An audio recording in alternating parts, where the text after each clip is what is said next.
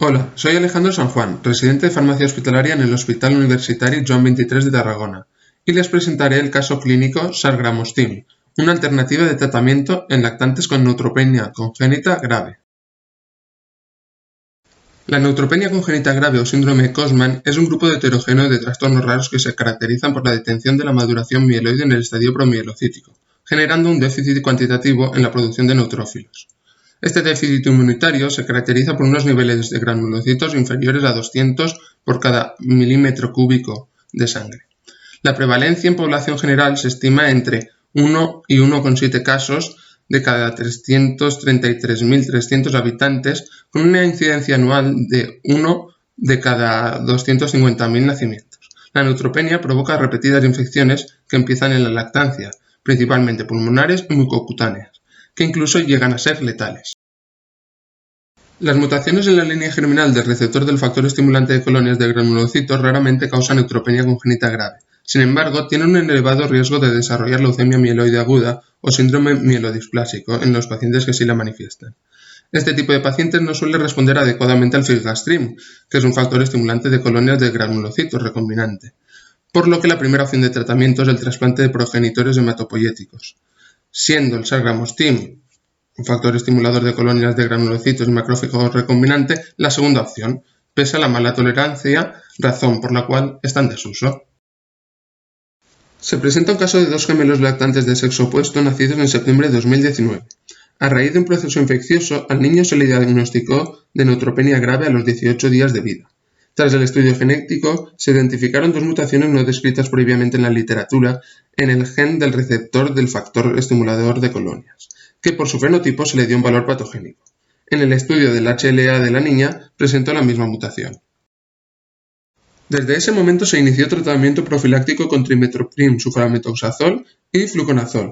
Ya en enero de 2020 se empezó a tratar el niño con filgrastim cuando presentaba 110 neutrófilos por microlitro en sangre, cambiando a Sargramostim en febrero por falta de respuesta.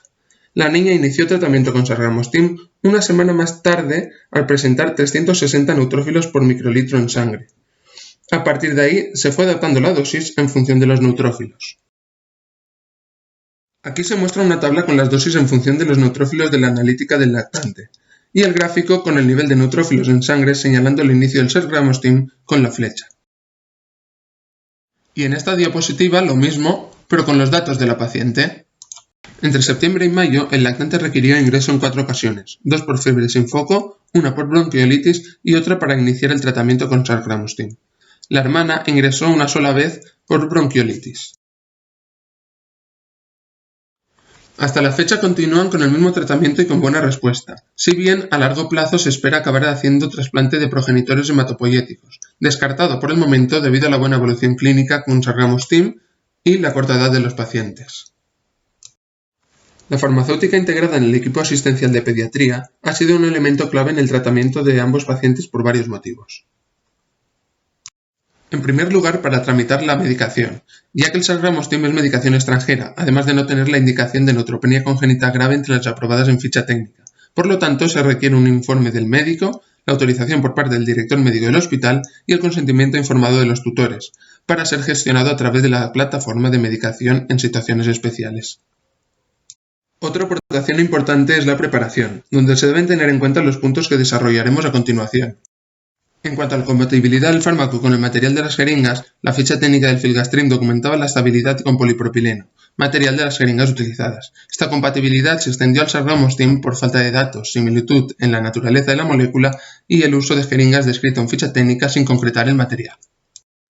Tras revisar la preparación de Sargramostim, el vial puede ser reconstituido según ficha técnica con agua para inyectables, siendo la preparación de uso inmediato, o bien con agua bacteriostática, dotándolo de una estabilidad de 20 días conservada entre 2 y 8 grados. Además, se realizó el cálculo de la matriz de riesgo microbiológico mostrada en la diapositiva, resultando la validez microbiológica de 9 días en nevera, siempre y cuando se prepare bajo cabina de flujo laminar horizontal en un entorno controlado.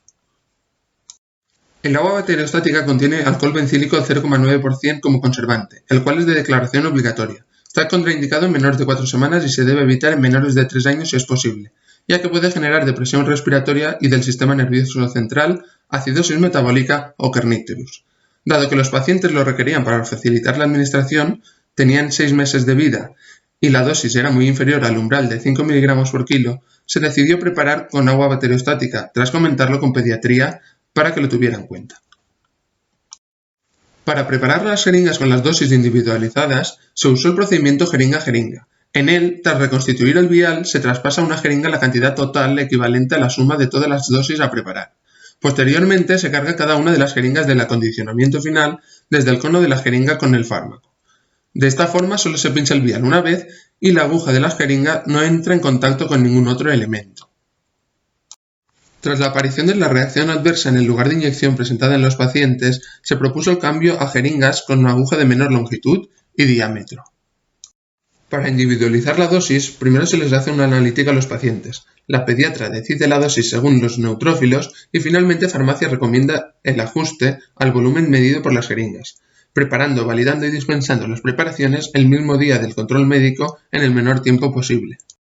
Otro punto importante es la atención farmacéutica a los padres para que aprendieran a administrar las inyecciones generando menos lesiones. Para ello se recomendó lateralizar la aguja a unos 45 grados y pellizcar tejido subcutáneo para evitar la administración intramuscular, además de variar el lugar de administración y separar 25 mm las inyecciones en la misma extremidad. También se propuso a la pediatra la administración cada 48 horas cuando los pacientes estaban estables.